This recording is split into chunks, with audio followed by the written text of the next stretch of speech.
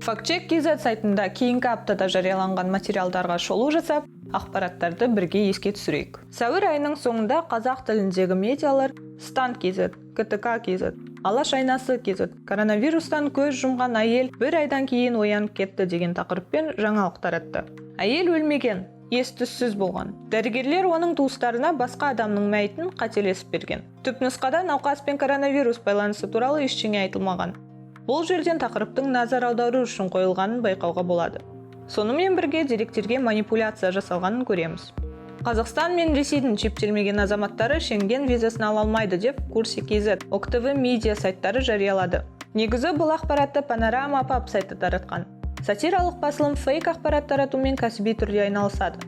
Сайттағы әр материалдың, ақпараттың ойдан шығарылғаны ескертіледі. Ақпарат құралдарында тұрмыстық зорлық-зомбылық пен балаларға қатысты қысымның артуына COVID-19-дың әсері қандай деген тақырыппен материал жарияланды. Фактчек KZ бұл ақпарат туралы ресми деректерден тексерді. Дағдарыс орталығының қызметшілері Қазақстанда карантин кезінде тұрмыстық зорлық-зомбылық артты деп тұжырымдап отыр. Қазақстан Республикасы Бас прокуратурасы статистика және арнайы есепке алу жөніндегі комитетінің ақпараттық сервис мәліметі жағдайды жақсы түсіндіруге көмектеседі. Тіркелген қылмыс және қылмыстық қудалау органдары қызметінің нәтижесі бойынша 2020 жылдың алғашқы 4 айдың есебі жарияланып қойған. Жағдайды толық түсіну үшін, мәселен 2020 жылдың алғашқы 2 айын былтырғы дәл осы 2 айымен салыстыру керек. Сонымен бірге Швеция міндетті вакцинацияға тыйым салды деген материал тарап жатыр. Былтыр біз Швецияда міндетті екпеге тыйым салды ма деген сұраққа жауап іздеп материал дайындағанбыз. Тағы айта кетейік, бұл елде екпе жасату заңмен міндеттелмейді. Оған тыйым салу да мүмкін емес. Сол себепті Швецияда міндеттеу жоқ. Әлеуметтік желілерде газдалған сусындардың зиян екенін ескертетін фото тарап жатыр. Онда газдалған сусында әсіресе ауызашар кезінде ішу өте зиян екені айтылған. Өйткені ұзақ уақыт аш жүрген адам бірден газдалған сусын ішсе, бүйрегі жұмыс істемей қалуы мүмкін деп түсіндіріледі.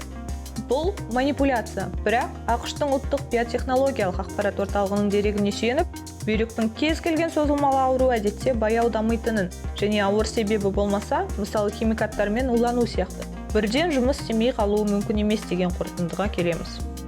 Дегенмен ескерту денсаулығында кінәрат бар адам үшін де, жалпы ораза ұстаған адамдар үшін де маңызды. Өйткені бүйрек ауруын ерте кезеңдерде анықтау қиын, ал бүйрек ауруынан Қазақстанда жол көлік оқиғасынан да көп адам қайтыс болады. Газдалған сусында пайдалы ештеңе жоқ. Әсіресе аш қарынға ішпеген дұрыс. Ал кола секілді сусындарды бүйрек ауруларын зерттеушілер жиі пайдаланбауға кеңес береді.